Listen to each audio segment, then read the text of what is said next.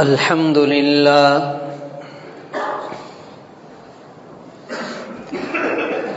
الحمد لله الذي هدانا لهذا وما كنا لنهتدي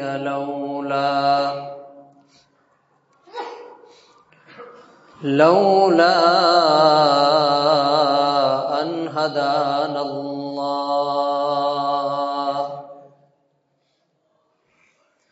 لقد جاءت رسل ربنا بالحق ونشهد أن لا إله إلا الله وحده لا شريك له ونشهد أن سيدنا ومولانا محمدا عبده ورسوله أما بعد فأعوذ بالله من الشيطان الرجيم بسم الله الرحمن الرحيم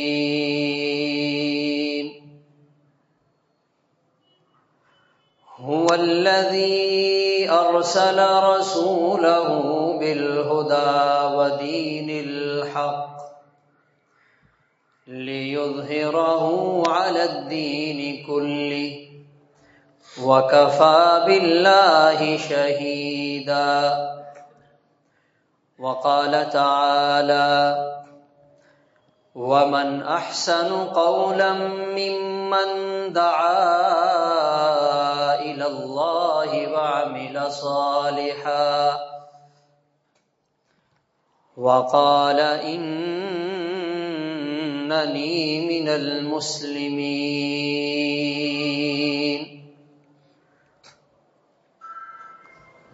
صدق الله العظيم یا رب صل وسلم دائما ابدا على حبيبك خير الخلق كلهم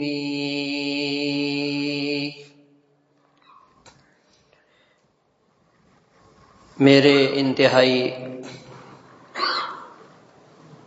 واجب الاحترام قابل صد احترام بزرگوں، بھائیوں، عزیزوں،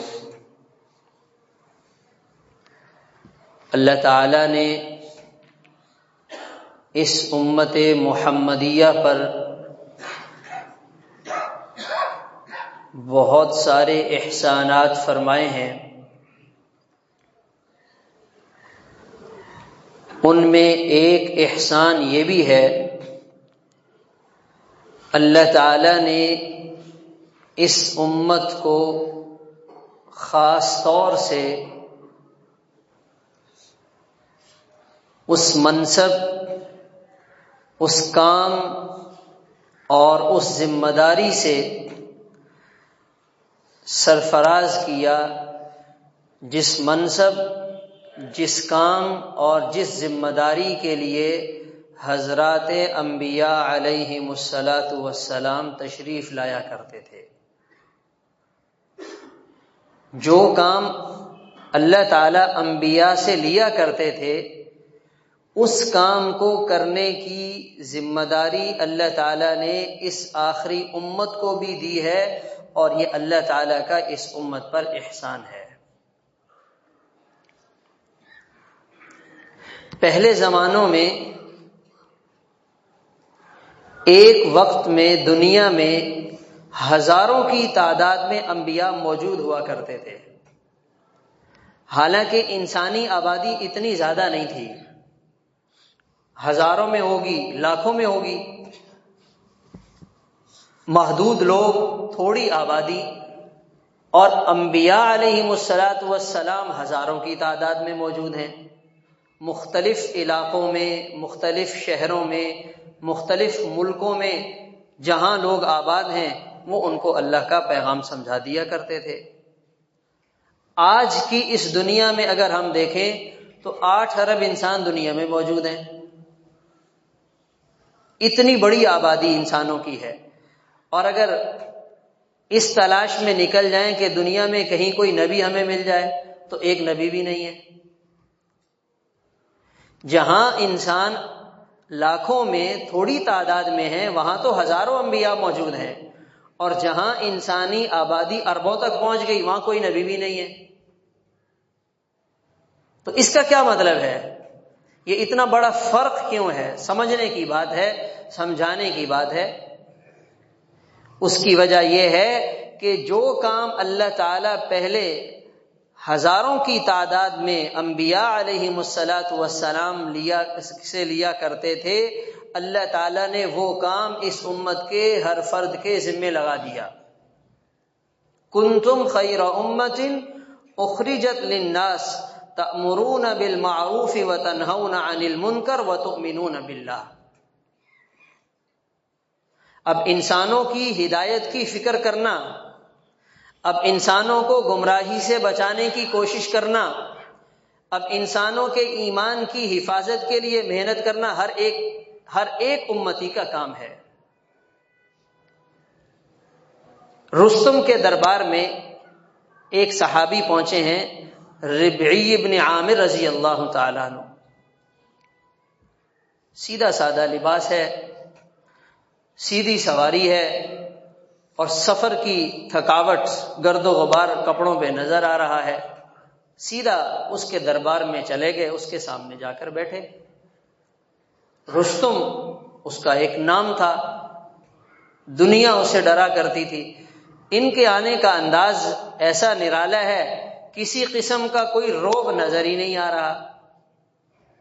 تو رستم نے ان سے پوچھا، تم عرب کے رہنے والے بدو، غربت اور فقر اور حالات کی تنگی سے دوچار، تم اپنا وہ ملک چھوڑ کر ہمارے اس ترقی یافتہ ملک میں لینے کے لیے کیا آئے ہو؟ تمہیں کیا ضرورت پڑی ہے یہاں آنے کی؟ یہ رستم نے ربعی ابن عامر رضی اللہ تعالیٰ عنہ سے سوال کیا. انہوں نے اس بادشاہ کو جو جواب دیا اور جو الفاظ استعمال کیے وہ ہمارے لیے قابل غور ہے. ربعی ابن عامر رضی اللہ تعالیٰ عنہ کہنے لگے، ہم خود نہیں آئے، ان اللہ ابتعثنا، ہمیں اللہ تعالیٰ نے بھیجا ہے. یہ جو جملہ ہے یہ انبیاء کے لیے استعمال ہوتا ہے. ہم مبعوث ہوئے، ہم خود نہیں آئے، ہمیں بھیجا گیا ہے، اللہ تعالیٰ نے بھیجا ہے، اور ہم تمہارے پاس ایک پیغام لے کر آئے ہیں. صحابہ کرام رضی اللہ تعالیٰ عنہ اجمعین کی حضور پاک صلی اللہ علیہ وسلم کے ساتھ اتنی گہری وابستگی تھی، ایسی زبردست تربیت تھی کہ صحابہ کی زبان سے بھی وہی الفاظ ادا ہوتے ہیں جو زبان نبوت سے نکلا کرتے تھے. آپس میں مناسبت اتنی زیادہ ہو گئی، اس لیے کہ جو زبان نبوت سے الفاظ نکل رہے ہیں وہ ہمتن گوش ہو کر توجہ اور دھیان سے سن رہے ہیں اور اپنے اندر لے رہے ہیں. تو جب یہ گفتگو کرتے ہیں تو ایسے لگتا ہے جیسے زبان نبوت کے الفاظ صحابہ کی زبان سے نکل رہے ہیں. کہنے لگے، ہم خود نہیں آئے، ہمیں اللہ تعالیٰ نے بھیجا ہے. ہم انسانوں کو دنیا کی تنگی سے نکالنے کے لیے آئے ہیں. انسان دنیا کی پریشانیوں میں پھنسا ہوا ہے، انسان دنیا کی تنگی میں پھنسا ہوا ہے، چھوٹے چھوٹے مسائل کو بڑا مسئلہ بنا کر بیٹھا ہوا ہے. لِنُخْرِجَ الْعِبَادَ مِنْ ضِيقِ الدُّنْيَا إِلَى سِعَةِ الْآخِرَةِ، ہم تو انسانوں کے پاس وہ پیغام لے کر آئے ہیں کہ یہ دنیا کی تنگی سے نکل کر آخرت کی وسعتوں کی طرف روانہ ہو جائیں. آخرت کی زندگی، آخرت کی وسعت اور وہ جنت کی نعمتیں، ہم تو اس لیے آئے ہیں کہ ہم تمہیں دنیا کی تنگی سے نکالیں. اور ہم اس لیے آئے ہیں، اس وقت دنیا میں جو ظلم ہو رہا ہے، جو انسانیت مظلوم بنی ہوئی ہے، ہم اس ظلم سے اور انسانیت کو اس مظلومیت سے نکالنے کے لیے اور دین اسلام کے عدل و انصاف میں لانے کے لیے ہمیں بھیجا گیا ہے. یہ ہمارا پیغام ہے، تم قبول کر لو، پاس ہو جاؤ گے. کامیاب ہو جاؤ گے، نجات مل جائے گی۔ یہ صحابہ کرام کے جذبات تھے۔ تو یہ اس امت کو اللہ تعالیٰ نے اس اعزاز سے نوازا ہے۔ دین کی وہ محنت، دین کا وہ پیغام جو 1.25 لاکھ انبیاء علیہم السلام دنیا میں لے کر تشریف لائے، اللہ تعالیٰ نے ہر امتی کو اس کا پابند بنا دیا۔ حضور پاک صلی اللہ علیہ وسلم نے 1400 سال پہلے زبان نبوت سے ایک جملہ ارشاد فرمایا، لا یبقى علی ظہر الارض بیت مدر ولا وبر، اس روئے زمین پر کوئی گھر ایسا نہیں ہوگا، کچا گھر ہو یا پکا، دنیا میں روئے زمین پر کوئی مکان ایسا نہیں ہوگا الا ادخلہ اللہ کلمۃ الاسلام، اللہ تعالی وہاں اسلام کے کلمے کو پہنچا کر رہیں گے۔ یہ 1400 سال پہلے مدینہ منورہ کی اس چھوٹی سی بستی میں کہا جا رہا ہے۔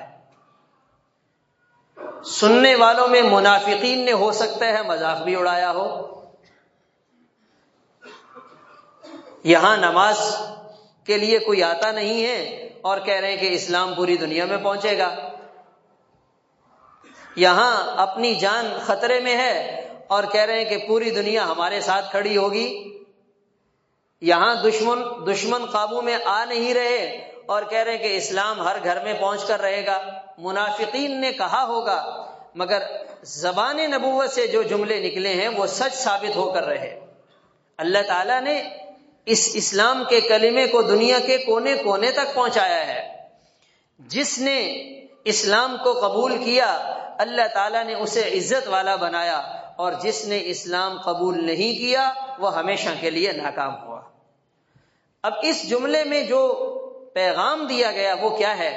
وہ پیغام یہ ہے، حضور پاک صلی اللہ علیہ وسلم ہم سے فرما رہے ہیں، یاد رکھنا میری امت کے لوگوں، یہ دین تو اللہ کا ہے، اس دین کو تو اللہ نے پہنچا کے رہنا ہے، یہ دین کا کلمہ سر بلند ہو کر رہے گا۔ والذی ارسل رسولہ بالہدی ودین الحق لیظہرہ علی الدین کلہ، اللہ تعالیٰ اس دین اسلام کو تمام ادیان پر غالب کر کے رہیں گے۔ تم ذرا یہ دیکھ لینا تم کہاں کھڑے ہو، تمہارا حصہ کتنا ہے، تم نے اس کے لیے اپنی صلاحیتوں کو کتنا لگایا ہے۔ یہ پیغام دیا گیا اور کہا گیا کہ اس دین کے غلبے کے لیے تمہارا خون پسینہ بھی لگ جائے تمہارا کام بن جائے گا۔ آپ صلی اللہ علیہ وسلم نے قیامت کی علامات کے سلسلے میں دجال کے بارے میں تفصیل سے بتایا، حضرت عیسیٰ علیہ السلام کے نزول کے بارے میں بتایا، امام مہدی کے آنے کے بارے میں بتایا، اور مسلمانوں کو اس زمانے میں جو فتوحات ملیں گی، جو غلبہ ملے گا اس کے بارے میں بتایا۔ یہ ساری تفصیلات بتانے کے ساتھ ساتھ امت کو کیا پیغام دیا گیا کہ یہ سارے حالات تو پیش آ کر رہیں گے، اللہ کا کلمہ بھی اونچا ہوگا، لیکن تم خیال کرنا کہ تم بھی اپنے آپ کو ان لوگوں کی صف میں شامل کر لینا۔ آپ کہیں گے کہ یہ تو کوئی تبلیغی قسم کی بات ہو رہی ہے، تو یاد رکھنا چاہیے یہ تبلیغی قسم کی نہیں ہے، یہ ہر امتی کی ذمہ داری کی بات ہو رہی ہے، یہ سوچنے اور سمجھنے کی بات ہو رہی ہے کہ اربوں کی تعداد میں انسان ہیں اور کوئی نبی موجود نہیں ہے، اور ان انسانوں کے ایمان کی فکر کرنی ہے، انہیں ہمیشہ کی ناکامی سے بچانا ہے، یہ کام کون کرے گا؟ اس ذمہ داری کے لیے کون آگے بڑھے گا؟ اس ذمہ داری کے لیے کون اپنے آپ کو پیش کرے گا؟ صحابہ کرام رضی اللہ تعالیٰ عنہ مجمعین کو یہ بات اچھی طرح سمجھ میں آئی، انہوں نے مڑ کر نہیں دیکھا، جب بھی آواز لگی ہے کون جانے کے لیے تیار ہے؟ یا رسول اللہ میں حاضر ہوں۔ کون جانے کے لیے تیار ہے؟ یا رسول اللہ میں حاضر ہوں۔ آپ صلی اللہ علیہ وسلم خیبر کی فتح سے واپس تشریف لا رہے ہیں، بہت بڑی فتح اور مسلمانوں کو بہت بڑی کامیابی ملی تھی۔ اتنے میں پتہ چلا حبشہ سے کچھ مسلمان مدینہ منورہ آئے ہیں اور ابھی مسلمان راستے میں ہیں کہ ان کی آپ صلی اللہ علیہ وسلم کے ساتھ راستے میں ملاقات ہوئی. ان میں حضرت جعفر بن ابی طالب رضی اللہ تعالیٰ عنہ بھی ہیں. یہ مکہ سے حبشہ چلے گئے. جب پتہ چلا کہ اب مسلمان مدینہ منورہ میں اچھے حالات میں آ گئے تو یہ پھر حبشہ سے مدینہ کی طرف آئے. جب راستے میں ملاقات ہوئی آپ صلی اللہ علیہ وسلم نے حضرت جعفر رضی اللہ تعالیٰ عنہ کی آمد پر اتنا خوشی کا اظہار فرمایا. آپ فرمانے لگے مجھے یہ سمجھ میں نہیں آ رہا مجھے خیبر کی فتح کی خوشی زیادہ ہے یا جعفر کے آنے کی خوشی زیادہ ہے. یہ آپ کی خوشی کا انداز تھا, اس کا آپ نے یوں اظہار فرمایا. پھر آپ مدینہ منورہ چلے گئے. کچھ ٹائم کے بعد مسلمانوں کا ایک لشکر تیار ہوا. اعلان ہوا کون جانے کے لیے تیار ہے. مسلمانوں نے اپنے آپ کو پیش کیا. آپ صلی اللہ علیہ وسلم نے فرمایا اس لشکر کے امیر سپہ سالار وہ جعفر بن ابی طالب ہوں گے. جھنڈا ان کے ہاتھ میں پکڑایا. فرمایا اگر یہ شہید ہو گئے تو مسلمانوں کے لشکر کے امیر زید بن حارثہ ہوں گے. اگر یہ شہید ہو گئے تو مسلمانوں کے لشکر کے امیر عبداللہ بن رواحہ ہوں گے. اگر یہ بھی شہید ہو گئے تو مسلمان اپنے مشورے سے جسے چاہیں گے امیر بنا لیں گے. صحابہ کرام فرماتے ہیں کہ جب آپ نے یہ الفاظ فرمائے جنگ تو بعد میں ہوگی, لڑائی بعد میں چھڑے گی, شہادتیں کب ہوں گی ابھی اس میں وقت لگے گا, مگر آپ کی زبان کے جملے سن کر ہم نے یقین کر لیا کہ یہ 3 لوگ تو اللہ کے راستے میں شہید ہونے والے ہیں. اب سوچنے کی بات, حضرت جعفر رضی اللہ تعالیٰ عنہ کے آنے پر آپ اس قدر خوشی کا اظہار فرما رہے ہیں اور اللہ کے دین کے لیے جان دینے کی باری آئی تو آپ نے یہ نہیں فرمایا جعفر مجھے تم سے محبت بہت ہے, تم مدینہ میں میرے ساتھ رہو, تم مسجد نبوی میں عبادت کرو, یہاں بیٹھ کر ایک ساتھ زندگی گزاریں گے, تم اتنا دور چلے جاؤ گے تو میری محبت کا کیا بنے گا. اللہ کے محبوب پیغمبر نے اپنے عمل سے امت کو یہ درس دیا جن سے جتنی زیادہ محبت ہے انہیں دین کے لیے سب سے پہلے آگے کیا ہے. اور ہم تو سمجھتے ہیں کہ بھئی ہمارے لیے تو یہ ضروری نہیں ہے. ایک طرف محبت اور ایک طرف دین کے لیے جان دینے کا جذبہ. حضرت معاذ بن جبل رضی اللہ تعالیٰ عنہ, یہ ان کے بارے میں آپ صلی اللہ علیہ وسلم نے فرمایا یہ قیامت کے دن علماء کی جماعت کے امام ہوں گے. امت میں سب سے زیادہ حلال اور حرام کو جاننے والے, مدینہ منورہ کے بڑے مفتی. اگر پوچھا جائے ان کی قبر کہاں پر ہے تو ان کی قبر ہمیں مدینہ منورہ میں نظر نہیں آتی ہے. آپ صلی اللہ علیہ وسلم نے حضرت معاذ بن جبل رضی اللہ تعالیٰ عنہ کا ہاتھ پکڑا اور ہاتھ پکڑ کر آپ نے قسم کھا کر 3 دفعہ ارشاد فرمایا واللہ انی لاحبک یا معاذ, اللہ کی قسم اے معاذ میں تم سے محبت کرتا ہوں. اللہ کے محبوب پیغمبر کسی کے بارے میں فرما دیں اور قسم کھا کر فرما دیں اللہ کی قسم اے معاذ میں تم سے محبت کرتا ہوں, اور 3 دفعہ فرما رہے ہیں. ایک طرف محبت کا یہ حال ہے, یہ عالم ہے, اور دوسری طرف آپ صلی اللہ علیہ وسلم اللہ کے دین کے لیے حضرت معاذ بن جبل رضی اللہ تعالیٰ عنہ کو اپنے ہاتھ سے یمن روانہ فرما رہے ہیں اور ساتھ یہ بتا رہے ہیں اے معاذ اب تم اس سفر پہ جا رہے ہو, جب تمہاری مدینہ منورہ واپسی ہوگی تو تمہاری میرے ساتھ ملاقات نہیں ہوگی, تمہیں میری قبر نظر آئے گی. ایک طرف محبت والے جذبات اور ایک طرف اللہ کے دین کے لیے قربانی دینے کا جذبہ. ہم اس سے اندازہ لگا لیں. اگر یہ کہا جاتا ہمیں آپ سے محبت ہے, آپ مدینہ منورہ میں رہیں, آپ ہماری آنکھوں کے سامنے رہیں, آپ اگر دور چلے گئے دل بے چین ہو جائے گا, تو بتائیے آج یہ دین کی رونق جو پوری دنیا میں نظر آ رہی ہے یہ کیسے آتی.